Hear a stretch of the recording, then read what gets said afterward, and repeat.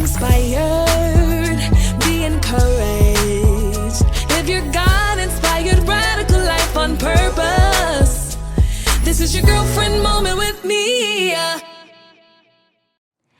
I'm so glad you're back. I am so excited that you are back.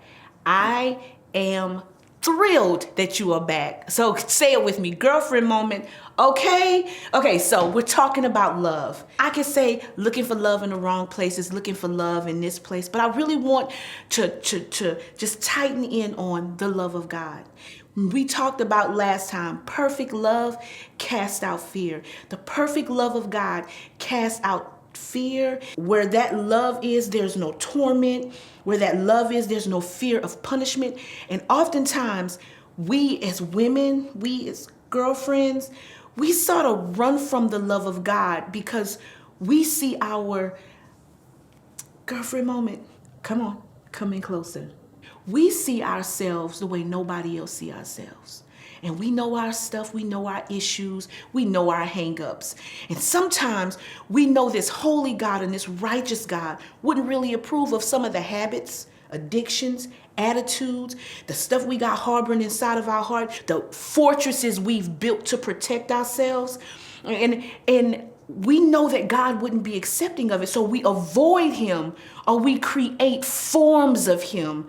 And that's what I was talking about in the last episode when we were talking about his love being lost in the translation of our wounds, of our brokenness, of our batteredness, of our depression and our anger and our frustration and bitterness and all that junk.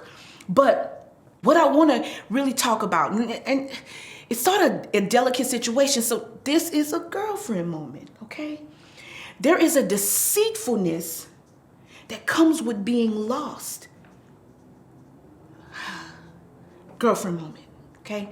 There's a deceitfulness that comes in the love of God being lost in your life. And that deceitfulness flows from within you. You don't need the devil. You don't need anybody else in your life to deceive you, because you have something inside of you that is a part of you you can never rebuke. You can never bind. You can never go to an exorcist and let them get it out of you. Okay? It's your heart.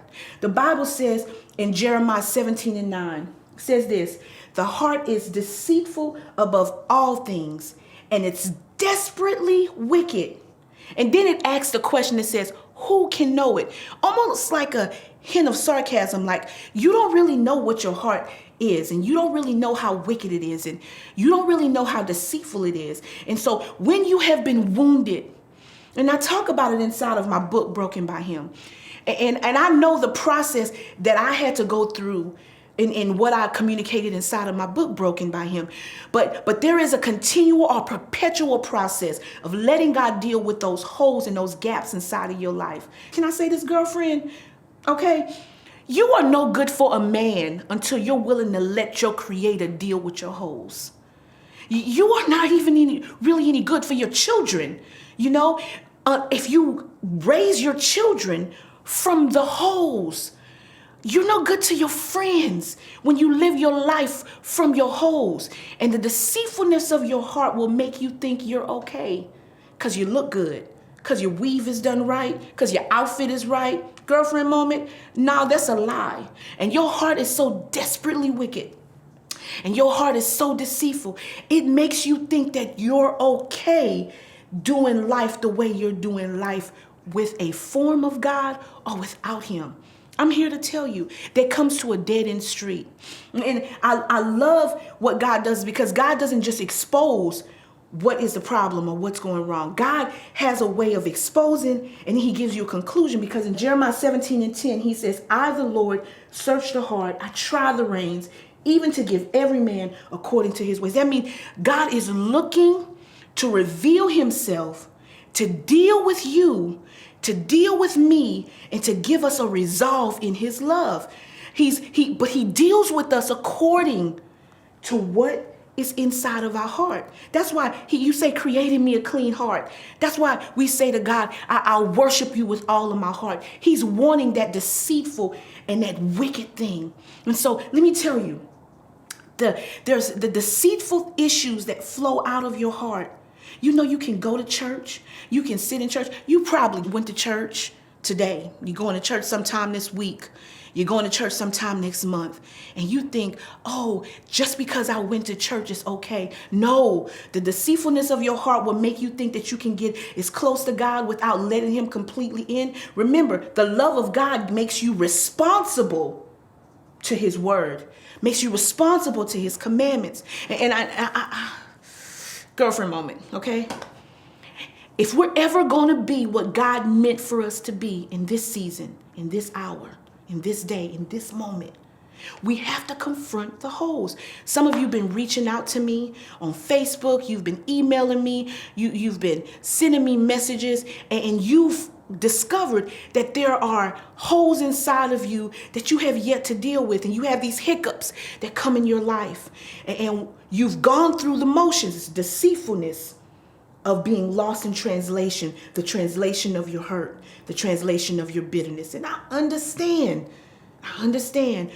Sometimes we want quick solutions, but when you have to confront yourself, it's a very difficult thing. And sometimes it's not a quick solution. It's just a solution that comes through God and his word. So Jeremiah, when he says this, the heart is deceitful above all things and desperately wicked. But can I give you this resolve, just for this episode, that God is greater than even your heart if you allow him to come in.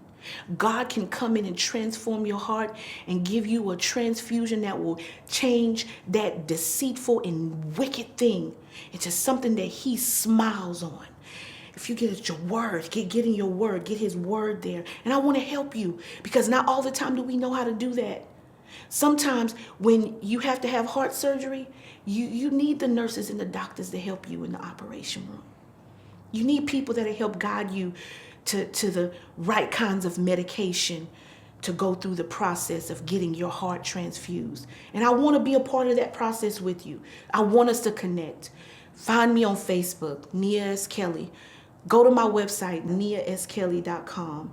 Send me a message, because I know there is a next step to help you deal with those holes. There's a next step to your victory. There's a next step for you to confront in this girlfriend moment, okay?